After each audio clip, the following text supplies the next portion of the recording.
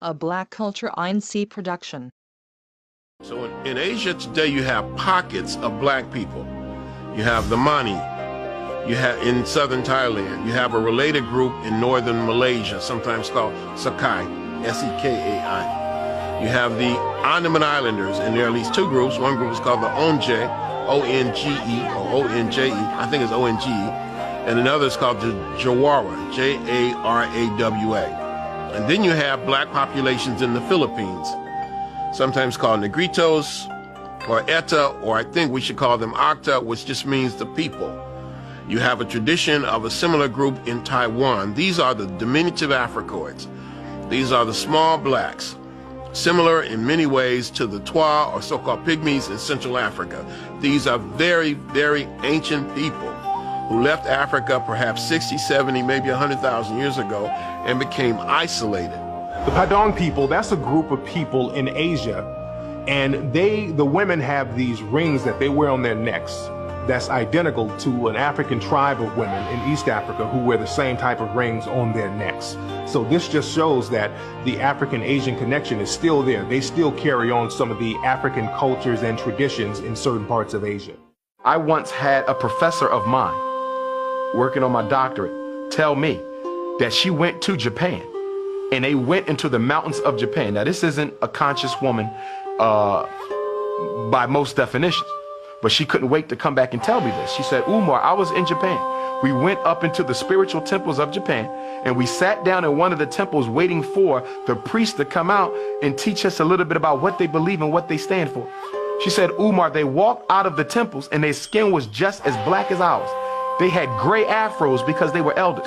Now, she said the phenotype looked like the modern Asian, but she said the skin was black and they had gray afros, hair standing up on top like Don King. And she said it totally overcame me. They sat down and they began to talk. And she said, I couldn't believe these were black men. They were Japanese, but they were black men.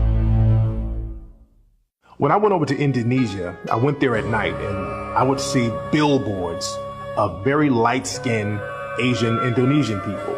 And then when I went to my hotel, I would go and watch these movies and I would see these very, again, light-skinned, pale-skinned Indonesian Asian people.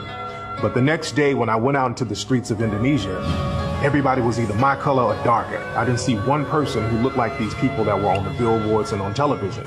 So they would pick and choose and get the whitest looking Asian people to promote in the media over there. And when I walked around Indonesia, I saw people like jet black, dark.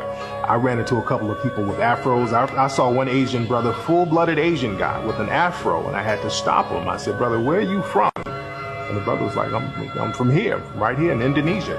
So that African presence, that African phenotype is still throughout Asia to this day. Look at the Buddha's hair. No Chinese person's hair looked like that. The Buddha has knotty hair. Every time you see the Buddha, his hair is knotted. Just a thought. There's a painting called the Nambam painting of the Portuguese when they first go over to Japan. And when you look at this painting, the painting was made in around sometime in the 1500s, and it was the first eyewitness account of what they saw. Many of the Asian people there were dark-skinned, and half the people who were supposed to be Portuguese were dark-skinned. There's a tradition begun by a man named Alexander Francis Chamberlain, at least in April 1914, in a publication called the Journal of Race Development.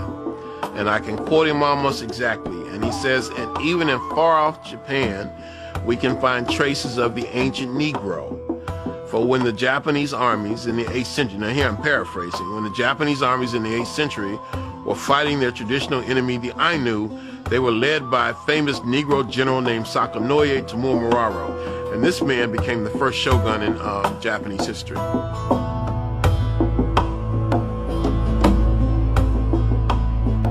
Also in Malaysia, when I went down to Malaysia, I went into the rainforest over there. And it's very difficult to get over to some of these spots. Some of these people there are very secluded. And because they're secluded, they were able to avoid many natural disasters, and they were also able to avoid invasions. So they didn't mix in with some of the invading forces. So they kept their same African phenotype. And if you go to Malaysia, there's a tribe called the Batek tribe. And they look like an African tribe. If you go there, they have woolly hair, African nose, lips, everything about these people looks like an African tribe.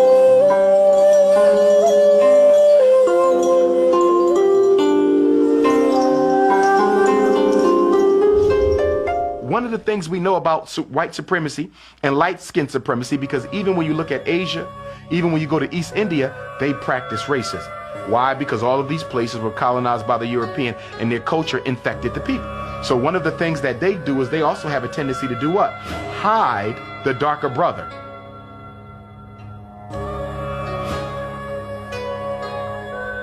As a matter of fact, there was an incident that happened with Miss Fiji.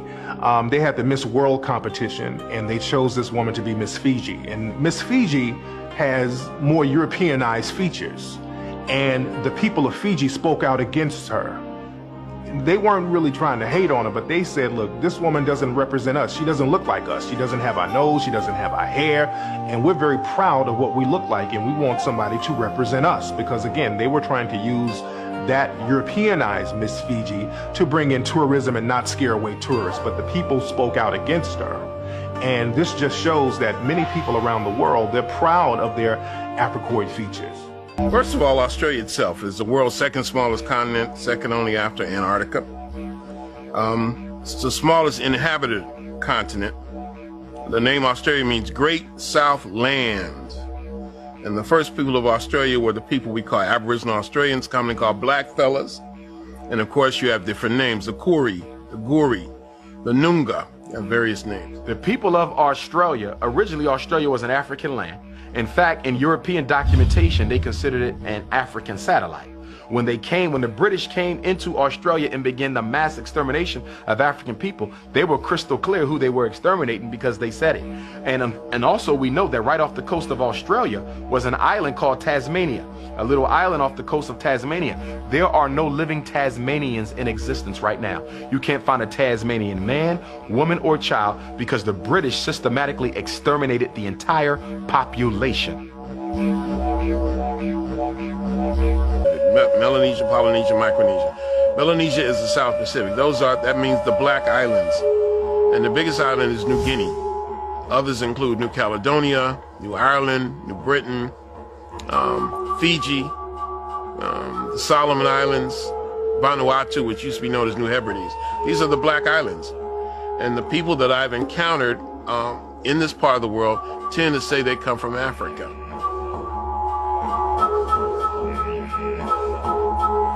People tend to have very, very Africoid features, dark skin, tightly curled hair, large afros, we call them today.